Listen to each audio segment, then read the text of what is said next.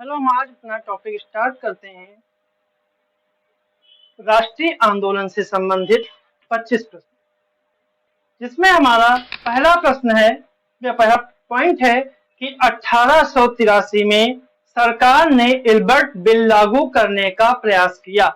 इस विधेयक में प्रावधान किया गया था कि भारतीय न्यायाधीश भी ब्रिटिश या यूरोपीय व्यक्तियों के मुकदमे सुन सकते हैं, ताकि भारत में काम करने वाले अंग्रेज और भारतीय न्यायाधीशों के बीच समानता स्थापित की जा सके।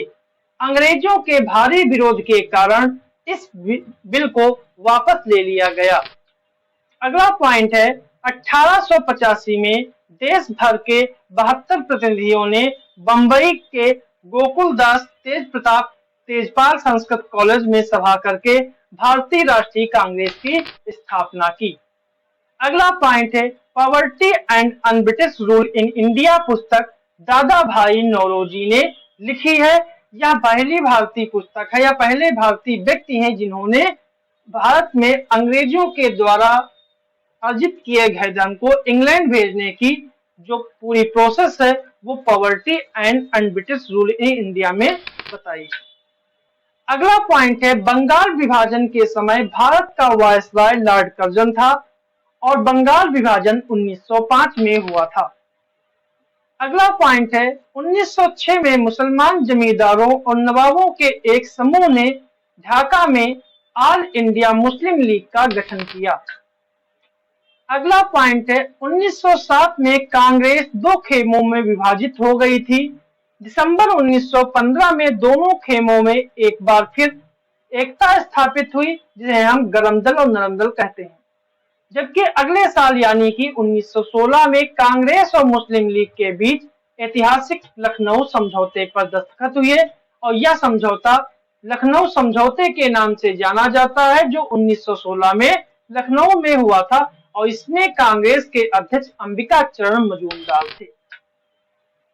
अगला टॉपिक है, गांधी जी 46 वर्ष की आयु में या उम्र में 9 जनवरी 1915 को दक्षिण अफ्रीका से भारत लौटे थे। वहां वे नस्लभेदी पाबंदियों के खिलाफ अहिंसक आंदोलन चला चुके थे। भारत में उनके शुरुआती प्रयास में चंपारण, खेड़ा, अहमदाबाद के स्थानीय आंदोलन के रूप में सामने आए। इन आंदोलनों के माध्यम से उनका राजेंद्र प्रसाद वल्लभ भाई पटेल से परिचय हुआ और 1918 में अहमदाबाद में उन्होंने मिल आंदोलन की हड़ताल का सफलतापूर्वक नेतृत्व किया।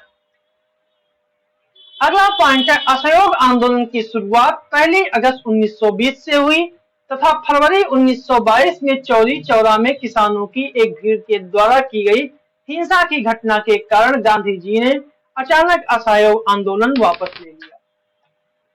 अगला पॉइंट है, सविनय अवज्ञा आंदोलन की शुरुआत 6 अप्रैल 1930 को नमक कानून तोड़ते हुए गांधी जी ने की थी। अगला पॉइंट है, भारत छोड़ो आंदोलन की शुरुआत 9 अगस्त 1942 को हुई।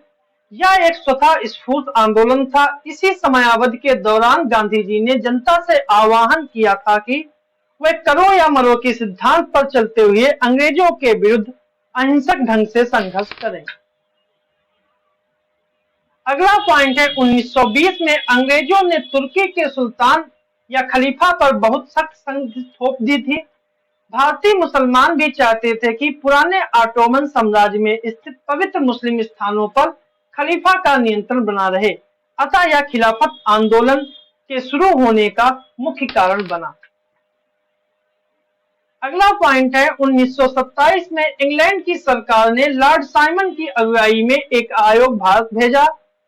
इस आयोग को भारत के राजनीतिक भविष्य का फैसला करना था, पर इसमें कोई भी भारतीय प्रतिनिधि नहीं था, जिस कारण इसका बहिष्कार हुआ। जबकि कॉमन कमीशन 1928 में भारत आया था। 1929 में कांग्रेस ने जवाहरलाल नेहरू की अध्यक्षता में पूर्ण स्वराज का प्रस्ताव पारित किया। इसी प्रस्ताव के आधार पर 26 जनवरी 1930 को पूरे देश में स्वतंत्रता दिवस के रूप में मनाया गया। आजादी के बाद इसी कारण 26 जनवरी को भारत का गणतंत्र लागू हुआ। अगला पॉइंट है कि आजाद हिंद फौज का गठन रास बिहारी बोस ने किया था। बाद में सुभाष चंद्र बोस को आजाद हिंद फौज का सर्वोच्च कमांडर नियुक्त करके उनके हाथों में इसकी कमान सौंप दी। अगला पॉइंट है, भगत सिंह ने अपने साथियों के साथ मिलकर 1928 में दिल्ली के स्थित फिरोजशाह कोटला मैदान में हिंदुस्तान सोशलिस्ट रिपब्लिकन एसोसिएशन की स्थापना की थी। इस संगठन के सदस्यों ने लाला लाजपत राय पर लाठीचार्ज करने वाले सैंडर्स नामक पुलिस अफसर की हत्या की। अगला पॉइंट है, भगत सिंह ने अपने साथी बीके दत्त या बटुकेश्वर दत्त के साथ 8 अप्रैल 1929 को केंद्रीय विधान परिषद में बम फेंका। साथ ही यहाँ फेंके अपने पर्चों में लिखा था कि उनका मकसद जान लेना नहीं बल्कि बहरों को सुनाना है। इस घटना के बाद उन पर मुकदमा चलाकर 23 वर्ष की उम्र में उन्हें 23 मार्च 1931 को फांसी दे दी। अगला पॉइंट है, कैबिनेट मिशन की विफलता के बाद मुस्लिम लीग ने पाकिस्तान की अपनी मांग मनवाने के लिए जन आंदोलन शुरू करने का फैसला किया तथा 16 अगस्त 1946 को प्रत्यक्ष कार्यवाही दिवस का आह्वान किया।